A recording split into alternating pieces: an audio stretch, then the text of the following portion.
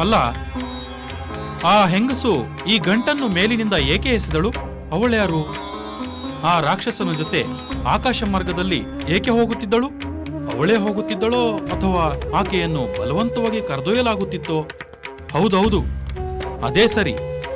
ಆ ತರುಣಿಯನ್ನು ಅಪಹರಿಸಿರಬೇಕು. ಒಂದು ವೇಳೆ ಸಂಬಂಧಿಸಿದವರಿಗೆ ಈ ವಿಷಯ ತಿಳಿಸಲೆಂದು ಈ ಗಂಟನ್ನು ಎಸೆದಿರಬೇಕು. ಅವಳ್ಯಾರು? ಅವಳ ಕಡೆಯವರು ಯಾರೆಂದು ತಿಳಿಯುವುದು ಹೇಗೆ? ತಿಳಿಯದಿದ್ದರೂ ಮುಂದೆ ಯಾರಾದರೂ ಹುಡುಕಿಕೊಂಡು ಬರಬಹುದು. ಒಂದು ವೇಳೆ ಬಂದರೆ ದಕ್ಷಿಣ ದಿಕ್ಕಿಗೆ ಒಬ್ಬ ರಾಕ್ಷಸ ಒಬ್ಬ ತರುಣಿಯನ್ನು ಎಳೆದುಕೊಂಡು ಹೋಗುತ್ತಿದ್ದನೆಂದು ಹೇಳಬಹುದಲ್ಲವೇ? ಪಾಪ, ಯಾವ ನತದೃಷ್ಟ ಹೆಂಗಸೋ ಏನೋ. ಏನೇ ಆಗಲಿ, ಈ ವಿಷಯವನ್ನು ನಮ್ಮ ಸುಗ್ರೀವರಾಜನಿಗೆ ತಿಳಿಸುವುದು ನಮ್ಮ ಕರ್ತವ್ಯ. ಬನ್ನಿ ಹೋಗೋಣ.